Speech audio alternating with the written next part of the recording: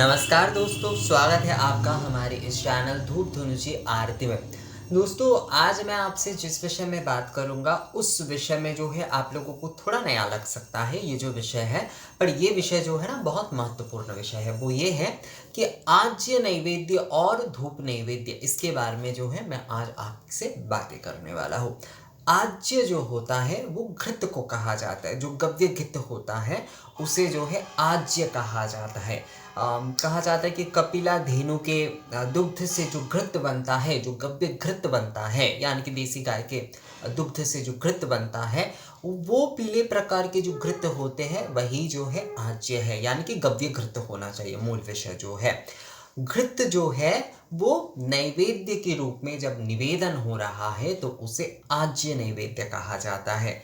इसी आज्य नैवेद्य से जो है आप जब जो है मतलब आपके जिसमें आपने धूप प्रज्वलन करके जो है धूप आदि भगवान को दिखाए हैं, उसी धुनुची पात्र में आप जो है जब इस आज्य जो घृत को है वो आप समर्पण करते हुए उसमें आप शर्करा आदि प्रदान कर रहे हैं, तो वो जो है वो धूप नैवेद्यम हो जाता है। तो आप अगर नित्य प्रतिदिन बहुत सारे लोगों का ये सवाल आया मुझे बहुत बार कि हम लोग जो है प्लेट में कई समय जो है भगवान को भोग आदि नहीं लगा पाते हैं, और कई समय का लगाते हैं तो उसे कहाँ रखे, क्या करें, इस बारे में हम लोग थोड़ा सोच में पड़ जाते हैं।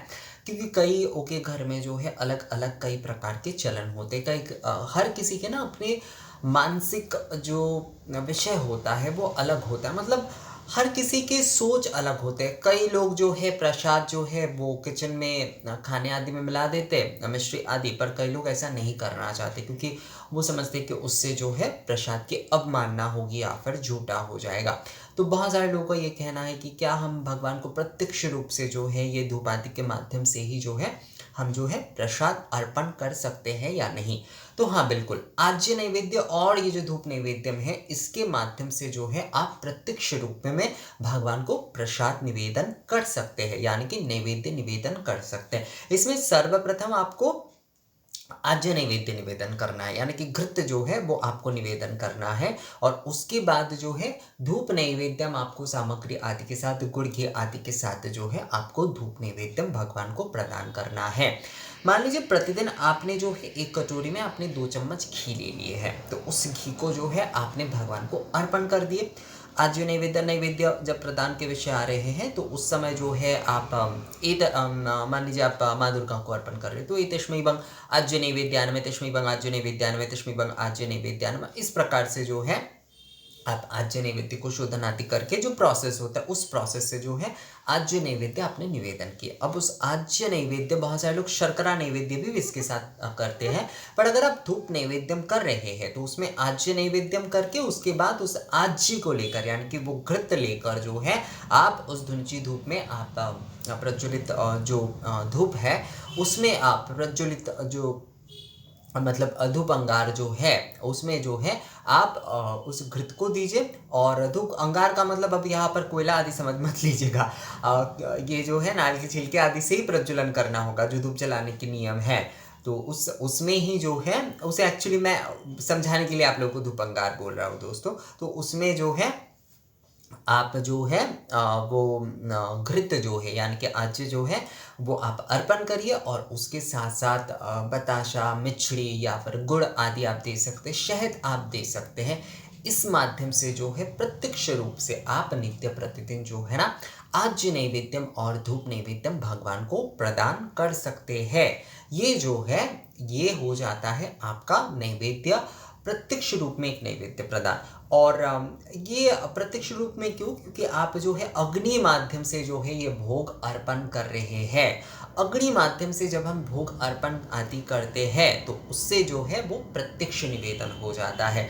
जैसे कि हम मान लीजिए प्रतिदिन फल आदि देते, शर्करा आदि देते, कोई भी भोग आदि दूसरे प्रकार के हम अर्पण करते, पका हुआ भोजन आदि जो है भगवान को प्रदान करते हैं, वो सारे जो होते हैं उसमें भगवान अपनी दृष्टि देते हैं, और उसके सुगंध को जो है उस समय भी धूप आदि इसलिए प्रज्वलन करना पड़ता है, आरती इसलिए प्रज्वलन करता है क्योंकि भगवान गंध माध्यम से उस भोग को ग्रहण करते हैं और उसके ऊपर दृष्टि देते हैं, और उसे हम जो है उसके बाद प्रसाद रूप में ग्रहण करते हैं। पर धूप में जो है उसमें अग्नि और गंध माध्यम से भगवान हमेशा ही ग्रहण करेंगे। प्रसाद ग्रहण, नैवेद्य ग्रहण करने का माध्यम भगवान जो है हमेशा गंध माध्यम से ही करते, जिसे वायु माध्यम भी कहा जाता है।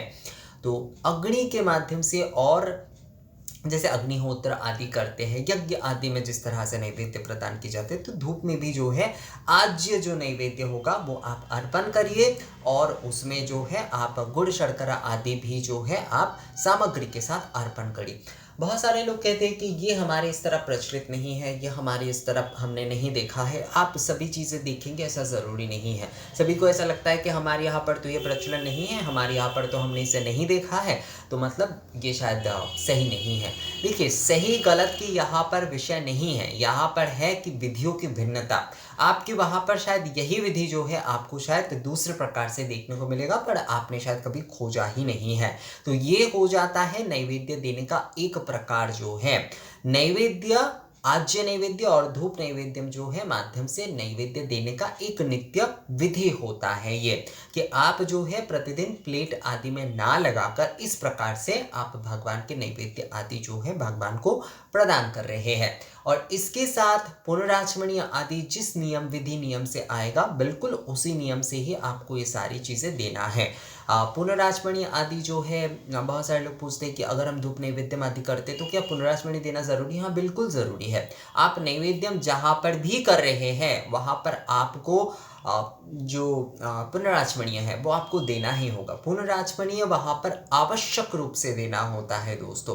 तो आप जो है आज्य नैवेद्य, धूप नैवेद्य कर रहे हैं तो उसमें भी आपको विधिवत नियम के साथ जो है आपको आज्य नैवेद्य प्रदान, पुनराचमणीय जो है वो आपको प्रदान करना ही होगा। तो प्रतिदिन आप जो पूजन कर रहे हैं उसमें सबसे पहले, जैसे कि मान लीजिए आप आचमनीय प्रदान कर रहे हैं, आप गंध प्रदान कर रहे, पुष्प प्रदान कर रहे, अक्षत प्रदान कर रहे, पुष्पमाला प्रदान कर रहे, धूप प्रदान कर रहे, दीप प्रदान कर रहे। अब इसके बाद जो है आप आज्य नैवेद्य यानी कि घृत जो है उसे आप जो है प्रदान करिए, भगवान को निवेदन करिए। और उसके बाद प्रज्वलित जो धूपाग्नि है उसमें जो है धूपाग्नि जो है उसमें जो है धूप अंगार, मैंने उसी समय इसलिए कहा था क्योंकि कई लोग जो है ना धूपाग्नि बोलने से समझ नहीं पाते हैं।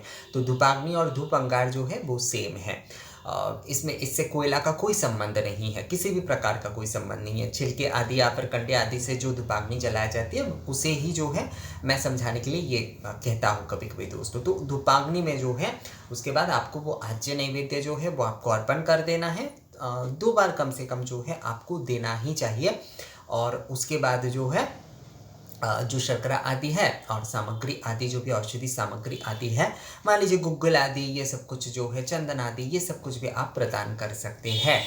कई लोग केवल मात्रा, क्योंकि धूप पहले से प्रज्वलित है तो उसमें धूप आदि सामग्री होती है, कई लोग केवल मात्रा आज्य और जो गुड़ बताशे मिश्री आदि होते केवल वही प्रदान करते हैं। उसके बाद जो है आपको विधिवत तौर पे पुनराचमनी आदि प्रदान करना है। आरती जिस विधि आदि नियम से आप करते हैं आप दूसरे धुंची से करिए। जब भी जो है ना, एक विषय आप ध्यान रखिए कि ये जो आप धूप नैवेद्यम आदि, मान लीजिए आपने धुंची धूप पहले निवेदन किए, उस धुंची धूप में आपने धूप नैवेद्यम आदि तो प्रदान किए, पर कभी भी जो है उस पात्र से जो है आप आरती करने मत जाइएगा, कभी भी जो है ये करने मत जाएगा। इसलिए मैं आप लोगों को हमेशा कहता हूँ कि 2 धुंची की अगर आप व्यवस्था रखते हैं अपने घर पे तो ये ज़्यादा अच्छा रहता है। अगर आप धूप पूजा या फिर ऐसे धूप नैवेद्यम आदि करना चाहते हैं, धूप आरती आदि करना चाहते हैं विधिवत तौर पर, तो आपके लिए जो है ना 2 धुंची की व्यवस्था रखना काफ़ी अच्छा होगा। इससे क्या होगा दोस्तों, इससे जो है आपके विधि जो है ये धूप नैवेद्यम आदि विधि भी जो है वो पूर्ण होगा, और आपको जो है आरती आदि भी जो है आप दूसरे धुंची से कर पाएंगे। वरना इसे धोना पड़ेगा, आपको उठकर फिर से धोना पड़ेगा, ये करना, तो दोनों चीज़ों की 2 चीज़ें अगर आप एक साथ खरीदते भी है तो अच्छा ही होता है। उससे जो है थोड़ा आपको डिस्काउंट वाउंट भी मिल जाता है शायद ये मजाक कर रहा हूँ बस दोस्तों, पर ज़्यादातर ऐसा ही होता है कि दोनों चीज़ें अगर आप एक साथ खरीदते हैं तो उससे जो है थोड़ा सा आपको डिस्काउंट मिल ही जाता है। तो आप दोनों धुंची ही खरीद लीजिए पीतल की एक साथ। एक में आप नैवेद्यम आदि करिए, आज्य नैवेद्य के साथ जो है धूप नैवेद्यम आदि करिए, और उसके बाद दूसरे धुंची आदि से जो है आप आरती करिए। दक्षिण की तरफ मैं तो तेलंगाना में रहा हूँ, तो तेलंगाना में मैंने ये रिचुअल्स जो है बहुत सारे परिवार में देखा है। बनारस आदि कई जगह पर इसका चलन है, उड़ीसा में भी कई जगह पर इसका चलन है, पर दक्षिण में जो है ये आज्य नैवेद्यम, वहाँ पर ना नारियल से घी बनता है। नारियल के जो दुग्ध होते हैं उससे एक प्रकार का घी बनाए जाते हैं, वो भी जो है दिए जाते हैं, उसे भी शुद्ध माने जाते हैं। और नारियल के छोटे छोटे टुकड़े आदि भी जो है वो दिए जाते हैं धूप नैवेद्यम आदि में। तो बहुत सुंदर, मतलब बहुत एक प्रत्यक्ष जो नैवेद्य प्रदान का जो नियम होता है उनका, मुझे काफ़ी अच्छा लगता है, वो काफ़ी अच्छा लगता है। और उनके एक्चुअली वो ऐसे पारंपरिक जो प्राचीन पद्धतियाँ हैं उनका उन्होंने इतने अच्छे तरीके से अपनी नित्य पूजा में संरक्षित किया है दोस्तों, कि सच में हम लोग जो है अपनी विशेष पूजा आदि में भी वो चीज़ें नहीं कर पाते हैं। हम लोग बस आज के कुछ रिचुअल्स आदि ही पालन करते, पर ये जो प्राचीन, ये जो सारे प्रत्यक्ष नैवेद्य आदि का नियम आदि है, वो दक्षिण ने इतनी सुंदरता से जो है अपनाया। अपनाया मतलब इसे जो है संरक्षित किया। अपनाने की विषय तो नहीं है, ये तो प्राचीन प्रथा है। तो इतने सुंदर तरीके से उन्होंने जो है इन्हें संरक्षित किया है, ये सच में जो है बहुत ही जो है मतलब तारीफ के योग्य है ये। तो इस प्रकार से जो है आप भी जो है नित्य प्रतिदिन प्रत्यक्ष नैवेद्य के रूप में आज्य नैवेद्य और उसके साथ धूप नैवेद्य जो है भगवान को प्रदान कर सकते हैं। अगर आप जो है प्लेट आदि में यानी कि थाली आदि में अलग से जो है आप नहीं दे पा रहे हैं या फिर नहीं देना चाहते, आप धूप आदि अग्नि माध्यम से, गंध माध्यम से जो है भगवान को इस प्रकार से अगर नैवेद्य देना चाहते हैं तो वो आप दे सकते हैं। पर हाँ, घी आपको आज्य जो है वो आपको लेना ही होगा एक कटोरी आदि में। तो ये वीडियो आप लोगों को कैसा लगा मुझे कमेंट्स करके ज़रूर बताएगा। अगर ये वीडियो अच्छा लगा है दोस्तों तो इसे लाइक और शेयर भी ज़रूर कर दीजिएगा। मिलते हैं आपसे अगली वीडियो में, तब तक के लिए नमस्कार।